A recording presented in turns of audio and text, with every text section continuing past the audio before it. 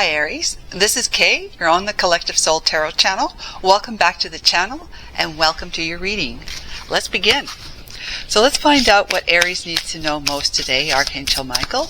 Please like and subscribe, Aries, especially if this reading resonates with you, and even if it didn't, that would be helpful. Thank you so much, because there's always one that's going to come back around eventually for you, if it's not today. All right, let's find out what we're going to talk about today for Aries. Magic. Wow. Okay, we're going to be talking about magic. All right, magic. I'll read that from the book. Magic. A lot of potions there. Little tiny cauldron that the character has to cook up a potion. So this is the magic cottage. We're going to talk about magic. Okay, magic.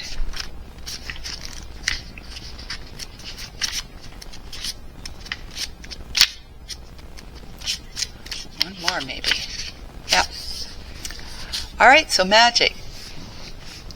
Welcome to one of my favorite rooms in the cottage, my potionary. Careful you don't trip over anything on the way in, and please take a seat by the table with all the bubbling bits and pieces on it. Careful now, only the most cautious of visitors are allowed to see this place, so please be on your guard at all times. So, of the many questions I'm often asked, the most popular one is this: what is it about hairs that makes them so magical? And can I ever be as magical as you? Well, as to the hairs bit, I can honestly say that I have no idea, save that we are captivated by the moon and look really quite spectacular with our long silky ears, green robes, pointed slippers, and caps. I rather doubt a lollop bear would cut the same dash out and about in Winchet Dale.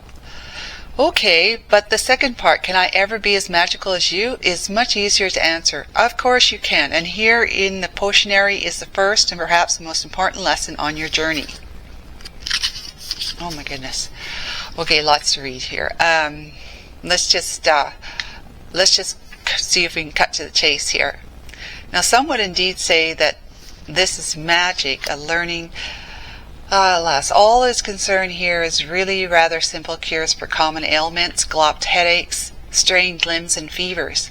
Each one a traditional recipe using natural herbs, plants, flora, and fauna from wandwood. Hopefully, if I give you the right one, I can cure most everything, everyday things. Each ingredient has been created by nature's magic in the first place, a mystery of time and elemental forces, creating life to sustain life, a universal magic beyond our comprehension. But just because we don't understand doesn't mean we can't start to believe. Excuse me, itchy nose. And this belief is the beating heart of all magic, the life force we are both part of and equally blessed by. I can make many potions, perform spells, cure creatures' woes, but I couldn't in 1,000 lifetimes ever begin to fathom true magic. It is akin to the most crumb-lush sunset. The magic is there if you wish to see it. Now, enough of this. There's a cavet fox in the woods with a poorly ear. How about you and I make a soothing, healing balm for it? Take time to seek out and be thankful for the true magic, mysteries, and elemental life forces of nature that constantly sustain us.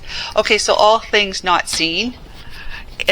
In the ethereal, especially in nature, is this magic that is all around us and envelops us. Okay, so that's the magic. It's about actually taking notice of it and putting some curiousness into it to be able to tap into it and make use of it to help you create the best version of yourself in your life. Okay, that's what I got from that. Okay, let's go, magic, Aries. What can we talk about from the Lenormand as it pertains to magic? The natural magic, the mystery. all around each one of us. Okay. We have the cherry twilight number of the anchor. Okay, got to read that because I know the anchor is about, setting anchor is like kind of bringing your boat to a standstill to kind of secure it so that it's not going to be bounced around in the waves on the ocean. So it gives you some kind of security, knowing that you can be steady and not thrashed around by your emotions, which is the water. Right? 35. Cherry lilac is usually more of the shadowy side, whereas the white lilac, the lilac twilight is the white numbers, but it's in a red number, 35. 35 is 7. That's a heaven number. So this has got a lot to do with the purpose of your life at this point in time that this reading is about. Anchor. For the cherry twilight, overall we look at hope, affection, security, and stability. For the cherry twilight, though, nostalgia, persistent memories, habits, and addiction. So I was saying that the lilac twilight is mostly more positive in nature, more light in nature, whereas the cherry, the darker color, is more shadowy. Doesn't necessarily mean it is, though, but I think definitely this one is. Nostalgia, that's not necessarily shadowy, or persistent memories, but habits and addiction, they can be seen as vices, right? Shadow energy, dark energy, negative energy. Okay, so we've got habits and addictions. Magic can cure it if you but believe and allow it. Yes, if you but believe and allow it, whatever ails you, if it's a vice of some sort, and it could just simply be the vice might be the habit of negative, patterns of negative thinking. Okay, so that could be definitely what it is that's ailing you at this time, whether you know it or not, or whether you agree to it or not. It's usually because whatever we think causes a simultaneous feeling in our body, which is the emotion. The Hermit. Okay, and it's those two energies, because our mind is used to think, and that's causing, when we think, it's action, it's mind action, that's causing waves, frequencies. Heart, when it's beating, it will, because it's always beating while you're alive, it's constantly creating frequencies as well, the emotional frequency. So between your thinking frequency and your feeling frequency, you are creating your life experience from the inside of you out. So that is what I'm talking about, is that you are going to be able to be creating whatever it is, whether it's by default thinking, where you're not really taking control of your mind and the way you feel about it, being more emotionally controlled, right? Or by conscious creation. Because we're all creators. Because of the soul within us, we're all creators. We're as powerful as God is at that level.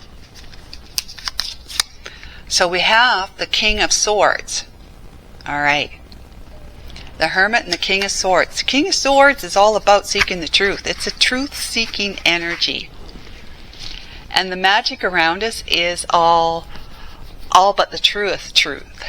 Magic is the version of the world's version, the universe's version of creation. Okay, so like the universe represents God, highest consciousness, because it's everywhere. You know how they say God is all that is? Well, the universe is well. You can't remove yourself from the universe. You really can't, until you get your mind still enough, so it's not creating waves, still enough to be able to learn, like convince yourself that you aren't really in a universe. You are really only God, one, right? We're one. We're not 8 billion plus, all the other planets in the universe and all their inhabitants and stuff, right? Okay, so let's find out more. We've got the King of Swords and the Hermit. So somebody's seeking their truth, but it's from the depth of, going deep.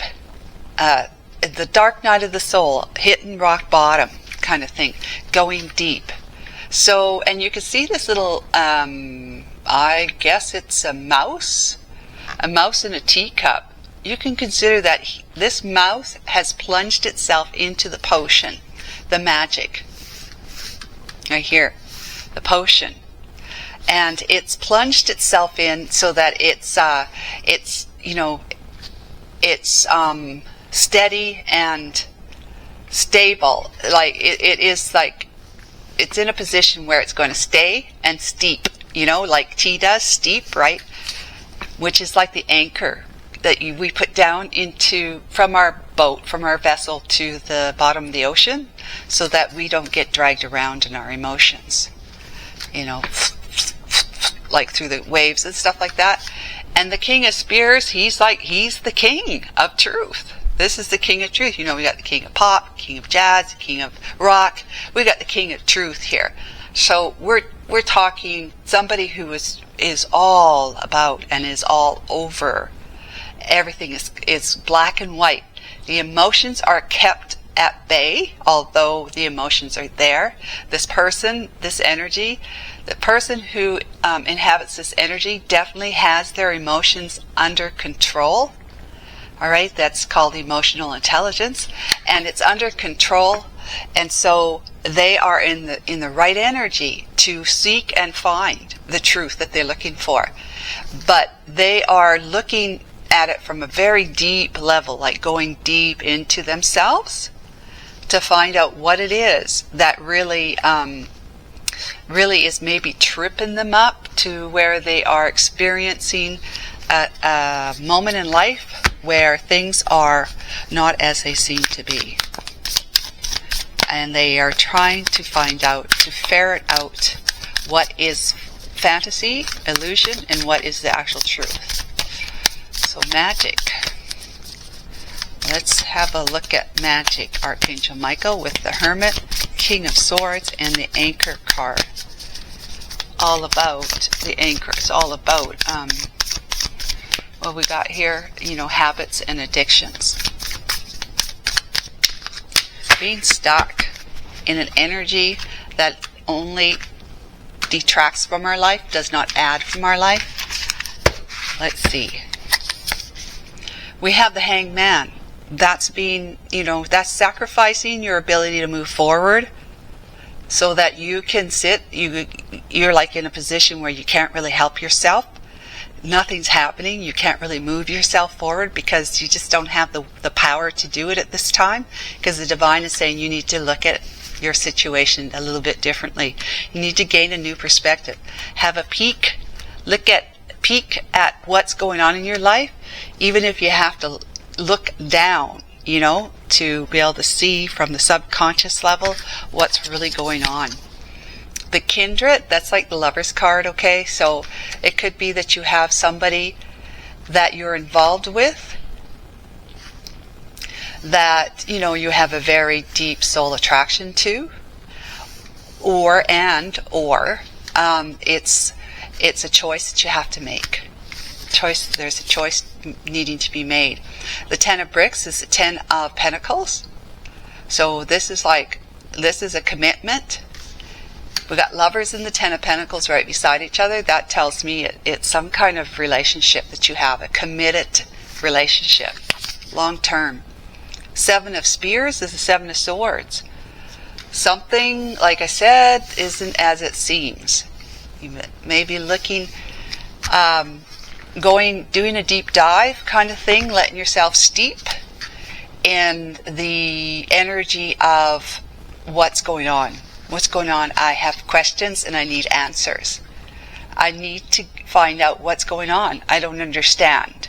I need some help. I need some guidance, right? Because I always, it's about finding the truth for me, Aries. It's would be for you, Aries. Not for me, but for you. It's about finding the truth for you. It's something important to you that you need to know the truth. You need to dive in and find out, do your investigation, do your research, do your due diligence to find out what it is that's going on with you or with the situation or the relationship. Okay? We have the Seven of Bricks with the Seven of Pentacles. Seven of Pentacles is looking at the past and seeing what it is either that you have achieved, obtained successfully, and or the mistakes that you might have made in the choices you've made. The Hermit, there's the Hermit, so it's very strong energy in your reading right now. It is about seeking the truth, and if that means you have to go inwardly to your soul, which is to God, praying to God, talking to God, asking God, like I don't know what's going on. All I know is that I'm feeling a lot of pain right now, and things aren't going the way I'd hoped they would or expected they would. Why is this going on? Why is this happening? Why do I feel like this? Why are they doing this? Why are they doing that? Whatever questions you've got, you take it either to some kind of person who has the authority to be able to be a guide to you, like a counselor, okay? Even one of your best friends, a best friend that is not a yes man or yes woman, or somebody that you have a great deal of respect for. Maybe it is a sibling, maybe it's a parent, maybe it's the person's relative that you're in a relationship with. Whoever it is that you have a great deal of respect for, and it could be a grandfather or grandmother, so it's whoever, but it could also be, if you need to go to a lawyer, let's say, to get some answers, legal answers, but it could be a counselor for emotional support, to find out why you're feeling depressed, anxious, more days than not, kind of thing at this point in time. Then we have Judgment, and Judgment is just about answering the call and living the best life you can. Living the best life you can because you're allowing yourself to make the decisions that is going to lead you into the movement of getting happier, making sure that whatever decisions you make, it's all about the outcome being the outcome that you believe you could be most happiest with. The Seven of Spirits, or Eight of Spirits, and that's the Eight of Swords, so you go from the Seven of Swords right here to the Eight of Swords. Yeah, so things are really, really bogging you down. The Seven of Swords is about somebody being tricky, deceptive, deceiving, sneaky, lying, untrustworthy. Yeah, okay. And it's also got that other meaning of being altruistic, how the guy who's stealing the swords is trying to prevent a war.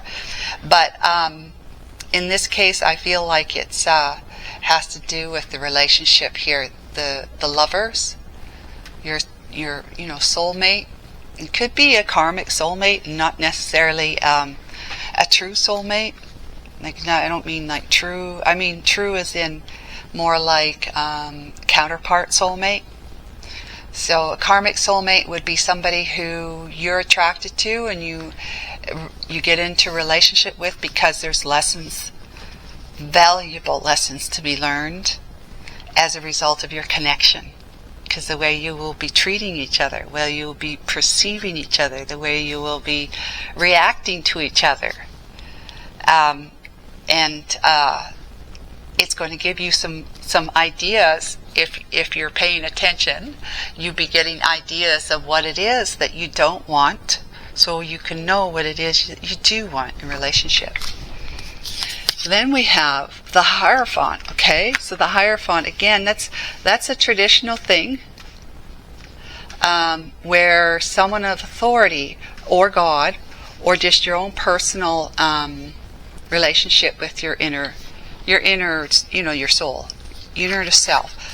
But the 8 of Spears to the Hierophant, let's get some more. Page of Swords. 8 of Cups, which is walking away. Page of Swords, this guy, they're always looking at the past again to see how they can progress, move forward with, communication, messages. Wheel of Fortune. Back of the deck, 10 of Wands, 5 of Cups, oh my goodness, and the 2 of Cups. With the Ace of Brooms, which is, the Divine's offering of a brand new beginning that is full of inspiration from possibly the Divine. Well, it would be from the Divine, but it will motivate you to seek your desires, to follow your desires, to pursue your desires. And the Divine is offering that to you after what you're experiencing. Okay, Aries, so what we got here is that you have been put into, I don't see things going too quickly. I don't see things moving. I feel like I'm stuck. I feel like I've been having to sacrifice, the hopes and ideas that I have, the goals I have that I'd like to move towards. I'm having to sacrifice them because life is just holding you back in one way or another. It could be financially that it's holding you back, or just because you're having such a lot of troubles with your your partner, your wife or husband. Okay, but the Lovers and the 10 of Bricks, 10 of Pentacles tells me this is a committed relationship we're talking about. And like I said, this could be a karmic soulmate that you're with that's been dealing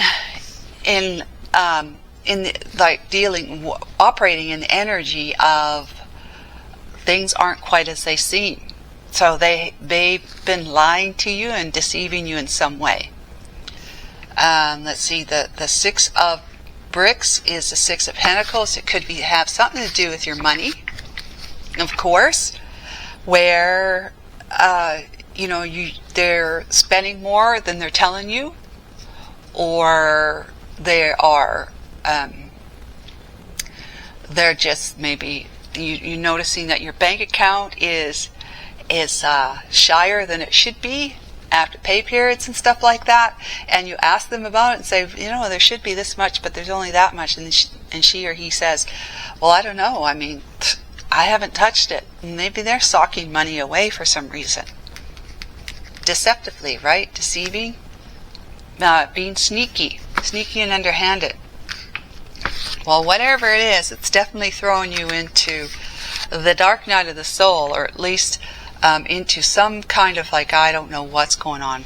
It's like you're just feeling confused. Things are unclear, and you need to seek the light, which will dispel the darkness, right? To clear things out so you can find out what's going on and why it's going on.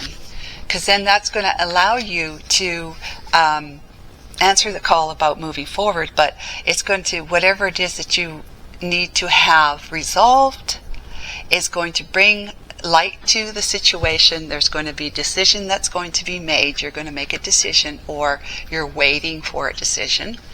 Maybe you've gave your person an ultimatum and said, look, you either this or you do that kind of thing, and you're waiting for them to decide. Or maybe you've got your relationship in the hands of a lawyer, and it's all about waiting for the courts to decide on what's going to happen with your divorce. But we have the 8 of Swords, and the 8 of Swords is your own constructed prison, which you can easily get yourself out of, release yourself from, free yourself from. if you were to practice something that would allow you to connect with the truth of the situation, the truth of who you are, to find, to connect with the magic that's within us and all around us, that's going to help us feel more stable and to go from feeling like you have these things that happen, habits, right? Habits that keep happening between the two of you. The addiction that you both have for each other or for something else. It's going to help bring stability to your life by going deep, seeking the truth with the King of Swords. Now, of course, King of Swords also can be a lawyer, a divorce lawyer, or just a lawyer, but a divorce lawyer in this case as well. So you might be seeking guidance from a divorce lawyer and trying to, sit in the energy of, I will find the truth. The truth will eventually appear. It'll come up. It'll come out. And it always does, right? It may take a long time, or it might come quite quickly, but it's going to show up. It's going to show itself. And this is like, again, this could be somebody that you need to turn to for help. For help in whatever debacle you seem to be facing. So it could be somebody who is, of course, an authority figure, right? It could be a lawyer. It could be somebody in the government. It could be a priest. Somebody, a clergy person. It could be a teacher. It could be. You may need to be educating yourself on seeking the education, like really learning about, again, if you're seeking for, I feel like that's the hit, is that you're seeking for answers, right? You need to find out, educate yourself, inform yourself. Even if you have to go to somebody who can help you do that, like maybe if it has to do with a relationship, maybe if there's some hanky-panky stuff going on, you might connect with a private detective who's got the authority to do investigations, or just to the police, right? Whatever you need to do in order to find some clarity, to get some answers, so that you can make a final decision about what you want to do about what's going on or not going on between the two of you here. But this is like, you need to be able to find out, by looking at the past, find out what's going on that you can communicate or relay to the people that need to know, like the Hierophant and the King of Swords. They need to know if this is not your energy, it's the energy of a lawyer. But if it is your energy, you're seeking for it. You're looking for the truth, because there's 8 of Cups that you need to find something that you can say, this is grounds for divorce, like immediate grounds for divorce. There's information you might need to find or learn from other people that know more about what's going on with your person, that will help give you an edge in court. Help give you an edge in court, so it's not dragged out. Your person might refuse to sign the divorce papers, but if you can come up with some evidence that there did something that would be immediate grounds for divorce, then they'd have to sign the documents. As far as I know, I've never been through divorce, but this is your destiny. It's time for you to move on, move forward. And if you can't move on with the person, it's time for you to move on without them. With the 10 of Brooms, because it's been 10 of Brooms, this 10 of Wands. It's been very heavy on you for a long time. You've been carrying a lot of baggage and maybe shame and guilt, but just not, maybe you've been carrying the baggage of knowing something's going on, but you just couldn't quite put your finger on it, and it's been causing you a great deal of stress. You've been under a lot of pressure as a result of what's happening in your life right now, and the pressure is ending though, because 10 is always the end. As I say, there's a new beginning with 1, because 10 adds up to 1. It's a new beginning. It's automatically a new beginning. But first you have to be able to put the cups away of what's spilt, and you cannot regain it. You can't get it back. You just can't get the spilt milk. It's like water under the bridge now. She's so busy crying, but Beetlejuice has got these 2 cups waiting for her. It's in a magical crystal ball, right? And it's the magic of this. Beetlejuice is saying, hang on, don't worry, don't fret, don't regret. It's going to be tough for you to move on from maybe a relationship that you've been in for quite some time, and it's become your habit. Yeah, it's become your addiction. It's for anybody, anyone who's lived with somebody for a long period of time. We get used to that person. We get used to the way of life with that person. The house is set up so it's set up for both you. The 2 of you can move about it with ease through the routine and the way furniture is placed, and whether you have plants or not, pets or not, or kids or not, that kind of thing. So it becomes a way of life. That's all you know outside of work. This is my home, this is my refuge, this is where I come when I'm not at work or out socially or out buying groceries. This is what I've gotten to know with this person. And it might be, have broken your heart to find out that, I'm sure it has, to find out that there's problems between the 2 of you that may be irreconcilable, irreconcilable. Irreconcilable.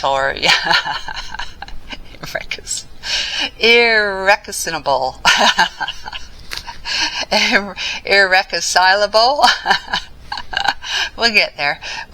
Okay, so, differences. I'm not going to say it again, but irreconcilable differences, right?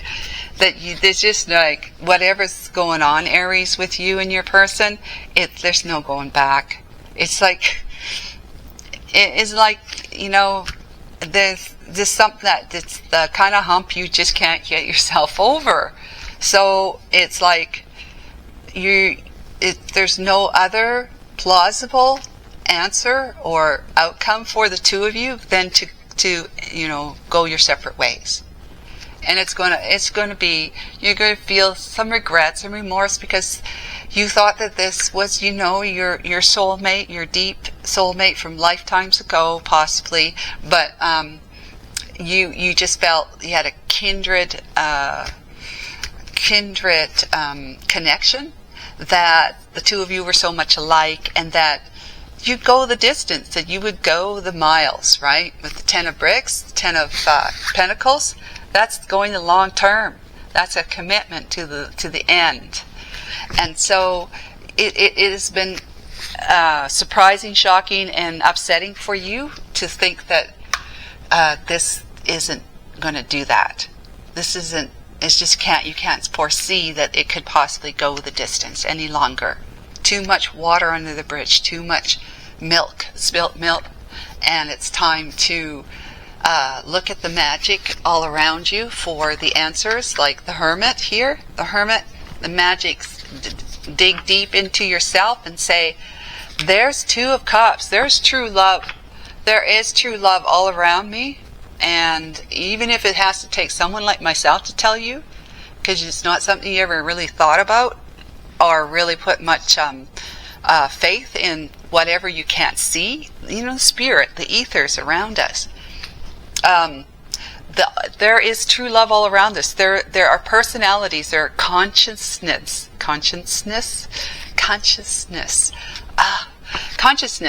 all around us of other people who want to be on our radar, but either they don't know it or you don't know it, you both don't know it yet.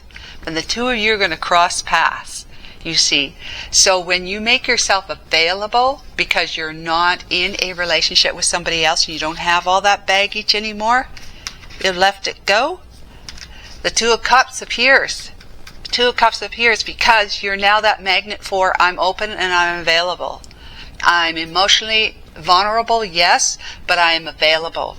I'm not, anchored like a ball and chain to somebody that is been detrimental to your happiness.